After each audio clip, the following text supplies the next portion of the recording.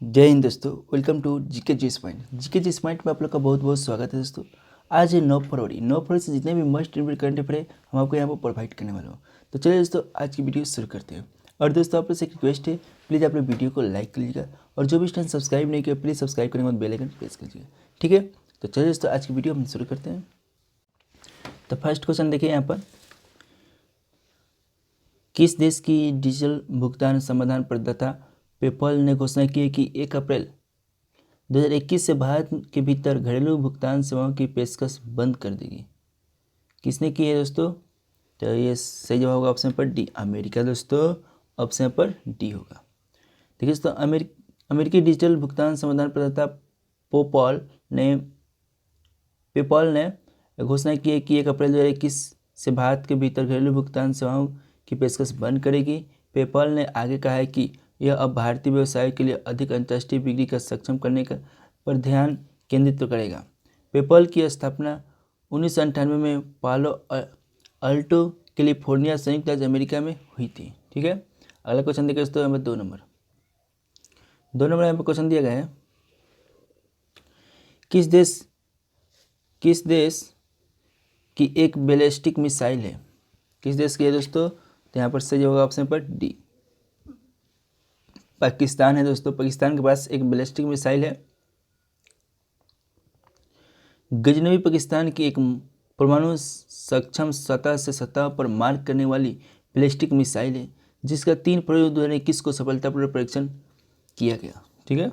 अगला क्वेश्चन देखिए दोस्तों, यहाँ पर 3 नंबर क्वेश्चन दिया गया है, किसने आवास और शहरी मामलों के मंत्रालय के साथ एक समझौता ज्ञापन पर हस्ताक्षर किया? किसने किया है दोस्तों? तो यहाँ पर 3 का सही होगा ऑप्शन पर सी, जोमेटो ने किया है दोस्तों। जोमेटो ने किया है। आइए दोस्तों इसके बारे में जानते हैं। जोमेटो और आवास और शहरी मामलों के मंत्रालय ने प्रधानमंत्री स्टीमवेटर की आत्मनिर्भरता निधि योजना के तहत एक समझौता पर ज्ञापन हस्ताक्षर किया है। समझौता के तहत जोमेटो के फूड टेक प्लेटफॉर्म पर स्ट्रीट फूड वेंडर्स को ऑनबोर्ड करना तय किया गया। इस कदम से स्ट्रीट फूड विक्रेताओं को हजारों उपभोक्ताओं को ऑनलाइन पहुंच बनाने और इन विक्रेताओं को व्यवसाय को बढ़ावा में मदद मिलेगी, ठीक है। अगला क्वेश्चन देखिए दोस्तों, यहाँ पर 4 नंबर यहाँ पर क्वेश्चन दिया गया है, भारत के किस पूर्व टेनिस खिलाड़ी का हाल ही में 81 वर्ष की उम्र में निधन हो गया? कौन सा दोस्तों? यहाँ पर 4 नंबर का सही होगा ऑप्शन पर बी, अख्तर अली दोस्तों। ऑप्शन पर बी होगा। जो भी बी बताया इनका सही जवाब है। इनके बारे में जानिए दोस्तों। यहाँ पर भारत के पूर्व टेनिस खिलाड़ी अख्तर अली का हाल ही में 81 वर्ष की उम्र में निधन हो गया। अख्तर अली का साल 1998 से लेकर 1964 के बीच टेनिस खिलाड़ी के रूप में इंटरनेशनल लेवल पर भारत का प्रतिनिधित्व किए थे, ठीक है। अगला क्वेश्चन देखिए दोस्तों, यहाँ पर 5 नंबर यहाँ पर क्वेश्चन दिया गया है,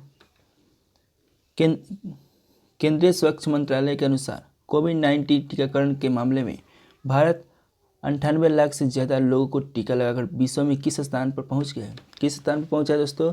ऑप्शन पर सी, तीसरे स्थान पर पहुंचा है दोस्तों। ऑप्शन पर सी होगा।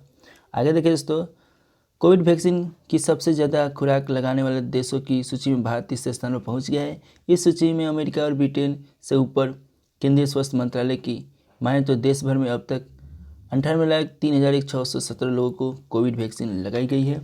बता दें कि प्रधानमंत्री नरेंद्र मोदी ने 16 जनवरी को राष्ट्रव्यापी टीकाकरण अभियान की शुरुआत की थी, ठीक है। अगला क्वेश्चन दिया गया दोस्तों, यहाँ पर 6 नंबर यहाँ पर क्वेश्चन दिया गया है, ब्लूमबर्ग की तरह से जारी ताज़ा रिपोर्ट के अनुसार इनोवेशन इंडेक्स 2021 की लिस्ट में भारत निम्न में से कौन सा स्थान पर है? कौन सा स्थान पर है दोस्तों? ऑप्शन पर डी, 50वें स्थान पर है दोस्तों।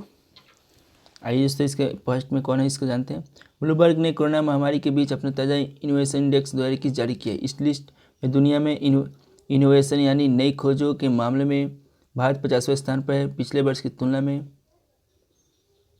भारत 4 पावदान ऊपर गया है। इस इंडेक्स में दक्षिण कोरियाई शीर्ष पर है, ठीक है। अगला क्वेश्चन देखिए दोस्तों, यहाँ पर 7 नंबर क्वेश्चन है, किस देश ने प्रदूषण फैलाने वाले उद्योगों के उत्सर्जन पर नजर रखने हेतु एक नए प्लेटफॉर्म स्थापित करने की घोषणा की है? किसने की है दोस्तों? ऑप्शन पर सी होगा, चीन ने की है। तो दोस्तों चीन के बारे में जानते हैं। चीन ने प्रदूषण फैलाने वाले उद्योगों के उत्सर्जन पर नज़र रखने के लिए एक नया प्लेटफॉर्म स्थापित करने की घोषणा की है। यह प्लेटफॉर्म जनता को ऐसे उद्यमों के उत्सर्जन को ट्रैक करने की अनुमति देगा और अधिकारियों को उन नियमों को तोड़ने वाले उद्योगों पर मुकदमा चलाने में मदद करेगा। ठीक है, अगला क्वेश्चन देखिए दोस्तों, यहाँ पर 8 नंबर यहाँ पर क्वेश्चन दिया गया है।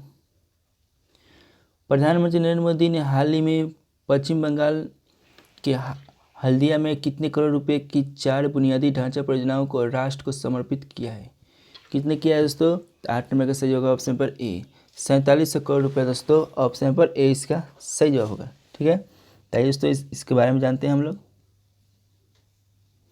प्रधानमंत्री नरेंद्र मोदी ने 7 फरवरी 2021 को पश्चिम बंगाल के हल्दिया में 4700 करोड़ रुपये की 4 बुनियादी ढांचा परियोजनाओं को राष्ट्र को समर्पित किया है। ये सभी परियोजनाएं सार्वजनिक क्षेत्र की company India oil corporation, Bharat petroleum corporation limited और गैस अथॉरिटी ऑफ इंडिया और भारतीय राष्ट्रीय राजमार्ग प्राधिकरण से जुड़ी हुई है।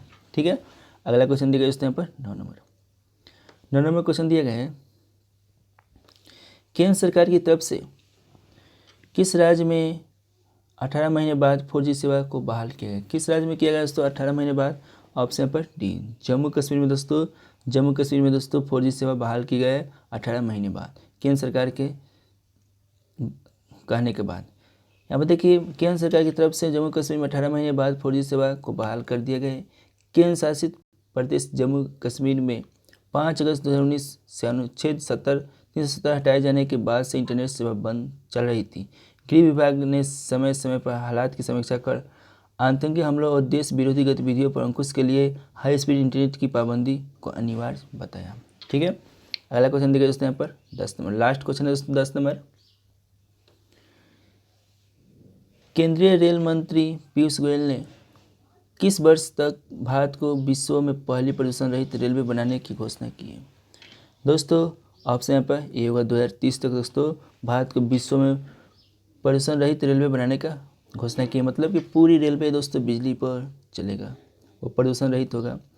केंद्रीय रेल मंत्री पीयूष गोयल ने वर्ष 2030 तक भारत को विश्व में पहली प्रदूषण रहित रेलवे बनाने की घोषणा की है। उन्होंने भारतीय रेलवे के आने वाले समय की योजनाओं के बारे में बात करते हुए कहा कि अगले 3 सालों में सभी ट्रेनें डीजल मुक्त हो जाएगी, जिसके कारण पर्यावरण को प्रदूषण मुक्त करने में सहायता मिलेगी।